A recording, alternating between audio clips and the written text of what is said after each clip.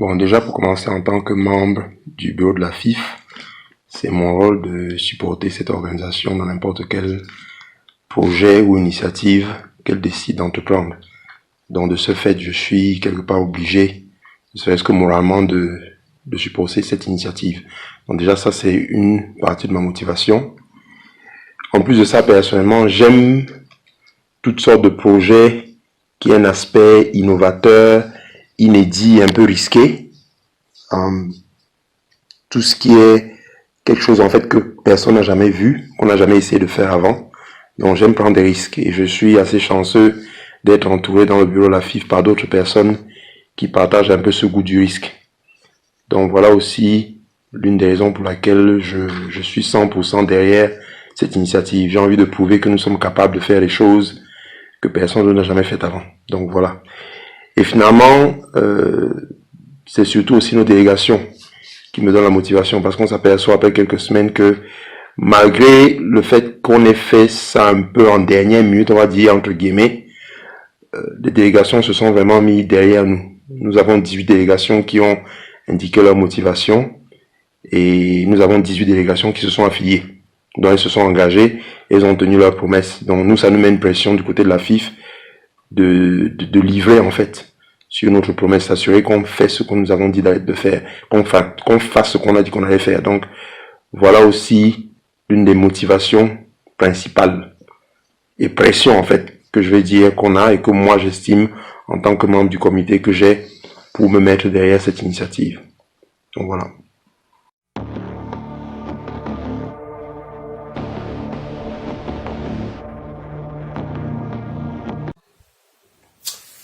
Il est vrai que notre président Fred Siwe est venu avec cette idée, il nous l'a présenté au bureau. Nous en avons longuement discuté, nous avons mûri l'idée. On a pensé aux risques, notamment par rapport au fait que nous sommes encore en pleine période de pandémie. Est-ce que cela pouvait comporter comme risque? Donc on a pesé les pour, on a pesé les contre. Fred nous a assuré qu'avant même de nous présenter cette idée, il avait déjà un peu pris la température avec certaines délégations pour voir un peu comment il ressentait la chose.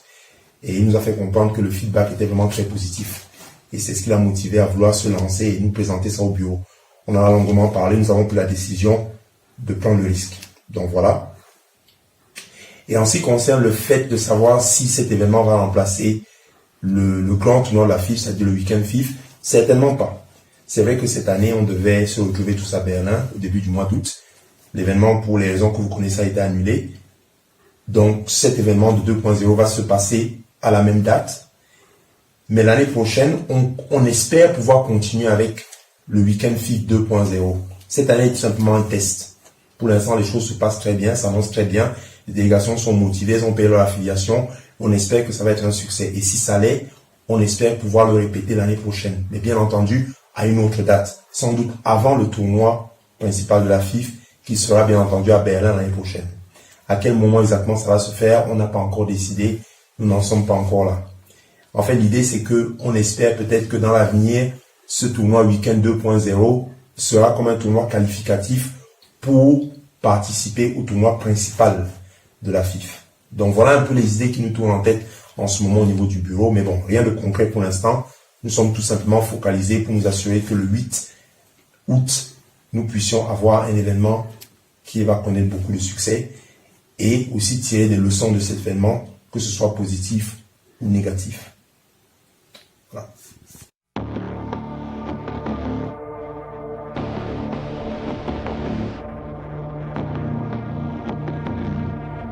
Dans mon cas particulier, c'est un peu compliqué.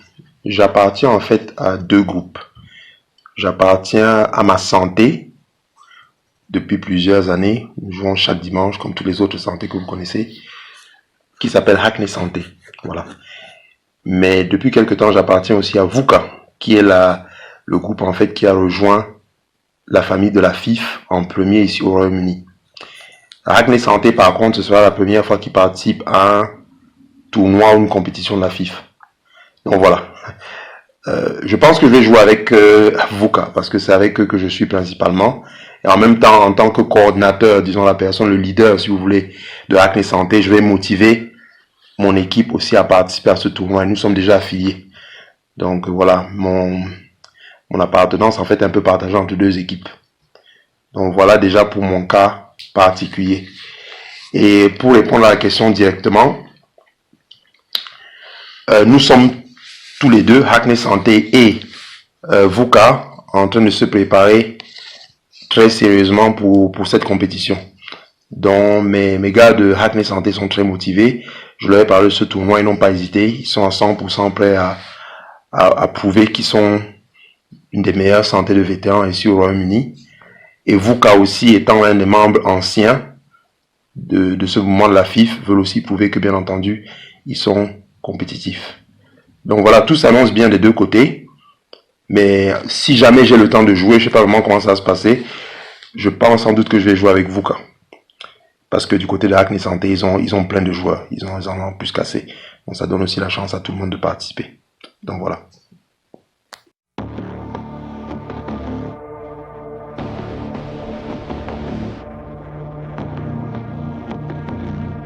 En ce qui concerne la participation des jeunes à notre tournoi de vétérans, c'est vrai que dans le passé, on a eu ce problème où certaines équipes ont présenté en majorité des joueurs jeunes, ce qui n'est clairement pas la philosophie de la FIF. C'est d'abord une organisation qui a été créée pour les vétérans, c'est-à-dire 35 ans et plus.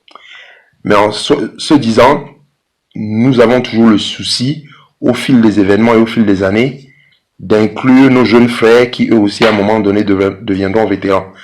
Donc la manière dont nous avons implémenté ça, c'est de dire que bon oui, c'est un tournoi de vétérans, mais chaque équipe peut avoir, on va dire 2 ou 3 joueurs, je pense que c'est 2 ou 3 joueurs, me semble, par rapport à la règle, entre 30 et 35 ans. Façon de dire que on n'exclut pas complètement nos jeunes, mais on veut juste leur donner un aperçu de ce que nous faisons, ce qui fait que dans quelques années, quand eux-mêmes deviendront des vétérans, ils sauront déjà de quoi il s'agit et ils pourront justement assurer la continuité. Donc en fait, c'est ça l'idée.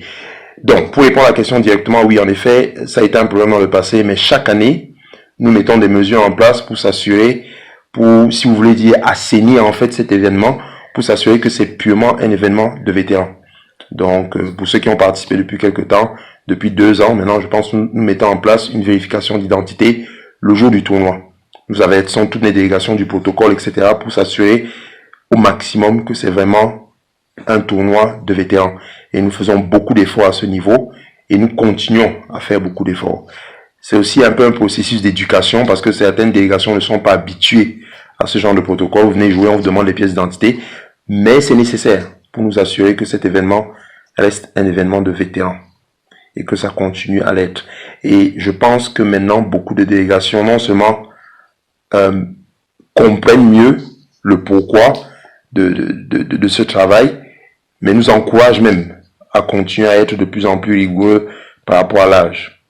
Et c'est donc pour ça que nous allons continuer dans ce sens.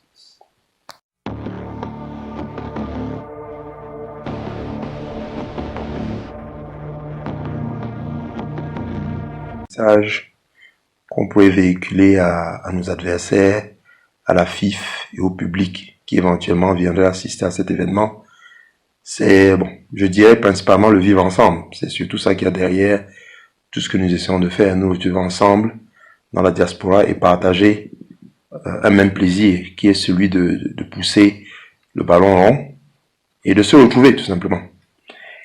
Et aussi, bien entendu, compte tenu des circonstances actuelles, de respecter les mesures sanitaires par rapport à la pandémie qui est encore loin d'être terminée, il faut quand même le répéter aux gens.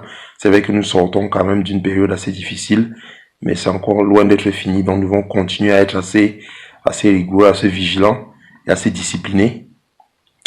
Et voilà, donc c'est surtout ça, partager le moment, des bons moments ensemble, en famille, entre amis, etc.